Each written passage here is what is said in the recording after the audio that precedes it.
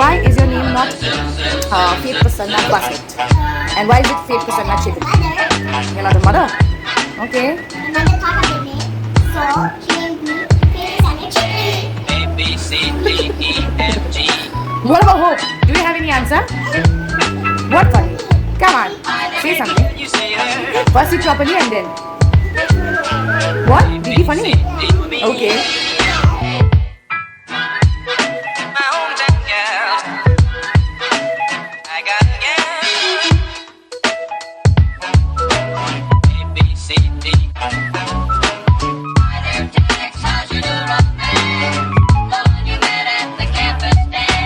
Wait until you see her, you'll agree.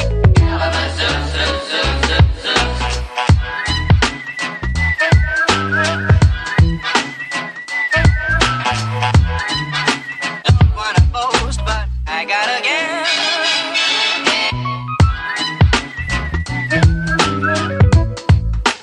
Wait until you see her. Okay, everyone, let's go. Help us ride. B C D B.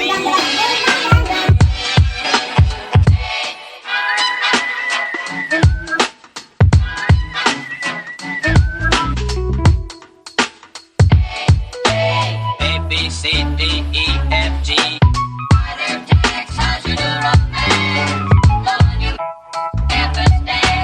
Wait until you see her, you'll agree.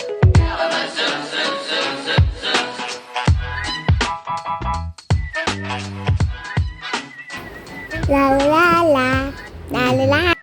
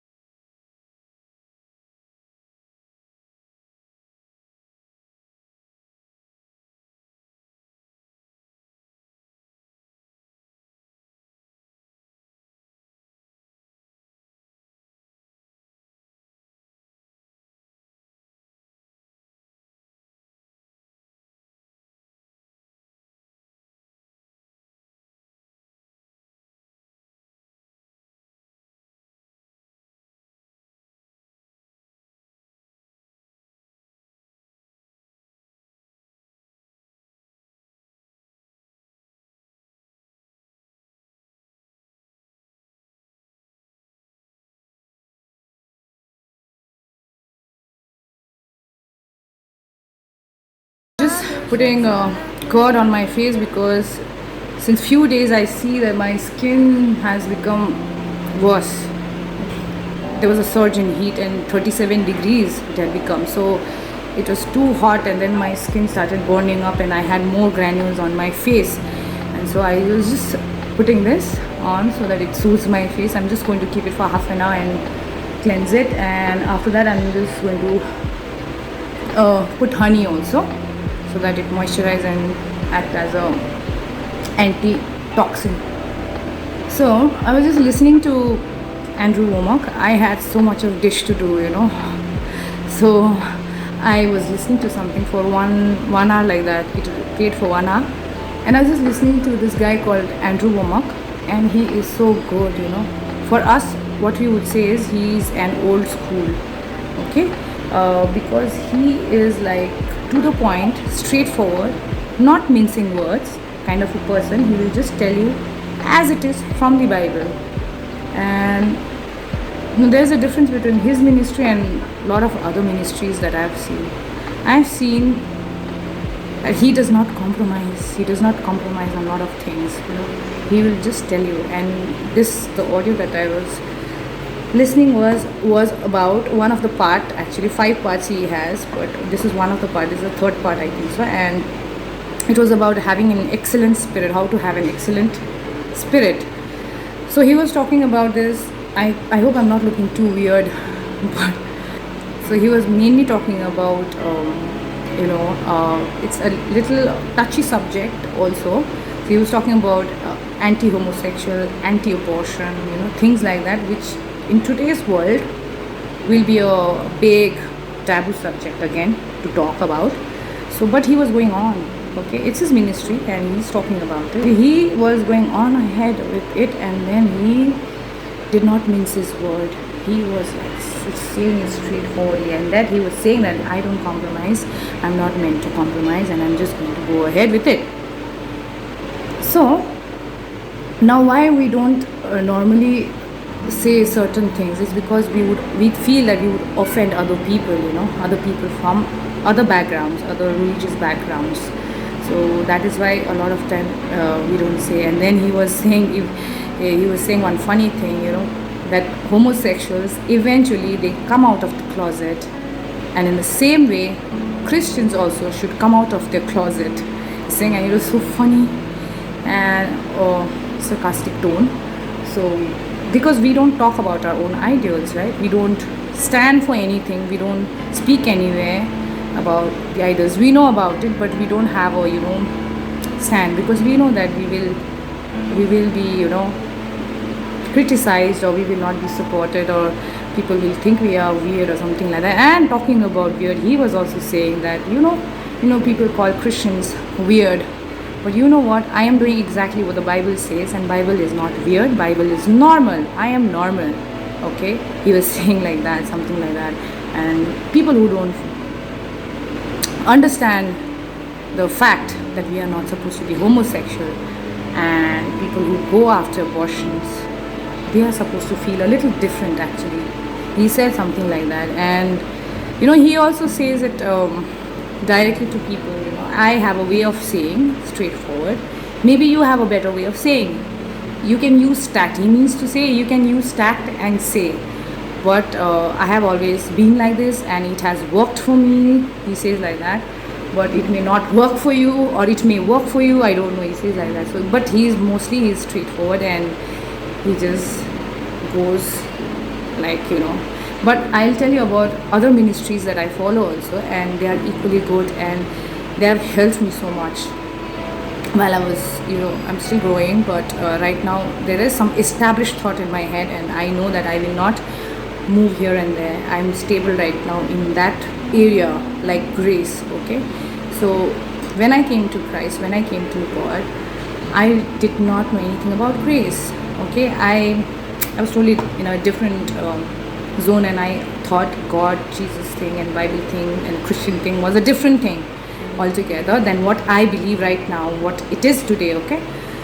So I started listening to Joseph Prince, and he started teaching in such a way that I understood grace, okay? And if somebody would have told me that when you come to Christ, or even if you're an old Christian and you do not know what to do, or you want to renew your faith, so the first thing you need to do is look at grace, the grace revolution. It is so important for each and every one of us, that you need to first think about grace, because grace is that you don't merit anything, but you don't deserve anything, you don't deserve greatness, but you are great, something like that.